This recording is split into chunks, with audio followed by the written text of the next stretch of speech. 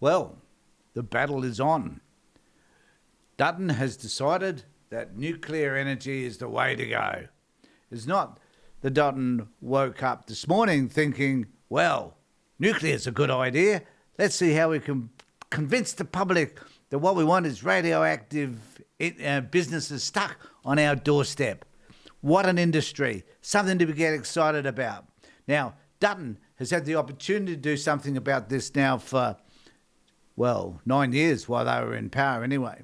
But they chose to do nothing because he himself, at one particular point, said he wasn't interested in fusion, in nuclear reactors, that it just wasn't going to work. I don't support the establishment of big nuclear facilities here at all. I'm opposed to it. But I don't. That this is something that he wants to do because he's got nothing else to offer. He can no longer argue that cost of living is a crisis that he can advocate for because simply he hasn't got a solution to any of that. He doesn't know how to reverse the cost of living crisis that most people are having to go through. He doesn't know how to deal with the housing crisis that a lot of people are experiencing. He doesn't know how to deal with any of these. So, instead of being the party of saying no to everything, why not present an idea that you don't know how it's going to work anyway, and just sort of wing it as best as you can. Now, I must say that that Simon Holmes à Court came up with a fabulous article in the Guardian, I think it was, which I just want to quote a little bit from you because I think it sums it all up. Finally, on Wednesday morning, Peter Dutton announced his nuclear plan. Well, it's more than a vibe than a plan. A flimsy announcement, leaving us with more questions than answers. If there's any doubt that Dutton has internalised the Trump playbook, here's an example of how he's deployed the infamous Steve Bannon technique: flood the zone with shit. And that's exactly what he's done. So what he's done is he's told us that he's going to have these 7 sites. They're all going to be fabulous. We're going to love having nuclear fusion and fission in our backyard. We're going to enjoy the fact that we may become radioactive at any particular time, and that it is going to be cheaper than the current system, which is about rolling out renewables. Well, on all of these accounts is wrong. Now, we do not know how effective and how the safety issues, I should say, have changed in relation to nuclear. But it is probably not as safe as sun and wind. Unless, of course, you get sunburnt, then I guess that's a completely different issue. So the problem that we have here is that there are many, many questions that need to be asked. And one of those questions is simply, how much will it cost?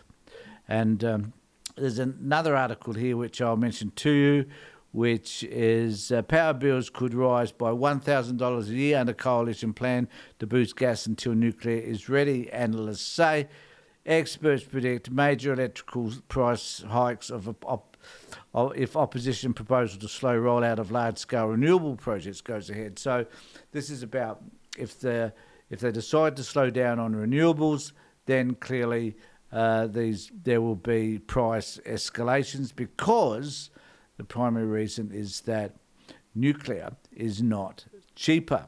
Australians' annual household power bill could increase by hundreds of dollars and up to $1,000 under a coalition plan to slow the rollout of large-scale renewable energy and use more gas-fired electricity before nuclear plants are ready, analysts say. As Peter Dutton faced cross-party resistance to his announcement that he would go to the next election promising to eventually build 7 nuclear plants, energy market analysts warned the coalition proposal would probably lead to a significant rise in prices over the next decade before a nuclear industry came online. And of course, that's the other issue, that it's going to take a long time for this to happen.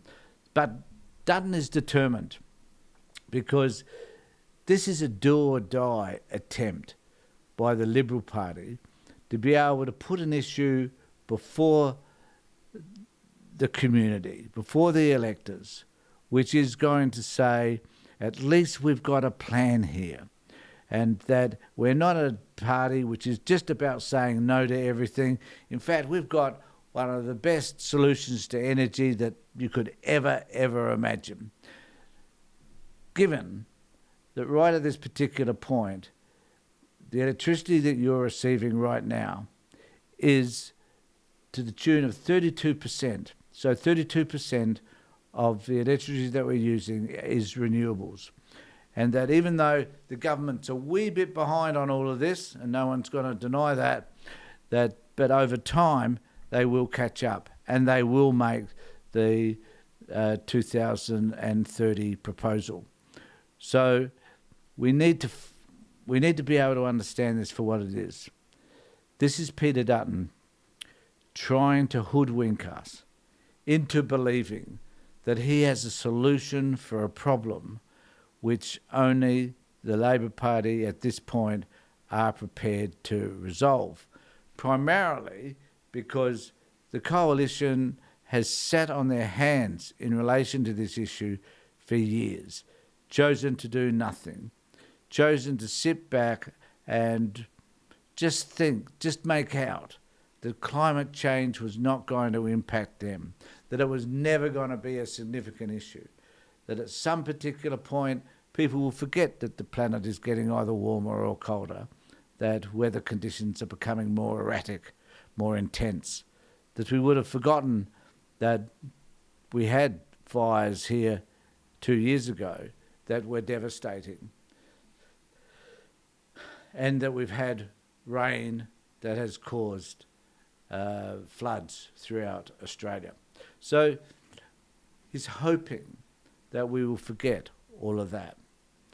But as we head into a summer, this summer, which is likely to be extreme weather conditions, we may be reminded that climate change is upon us and that winding back renewables is not the solution, and neither is nuclear power.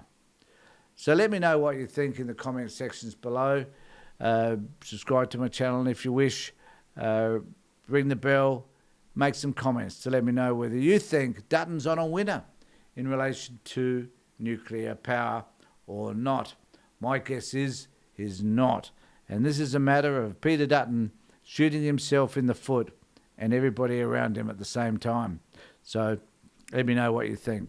Take care, look after yourselves, and be safe.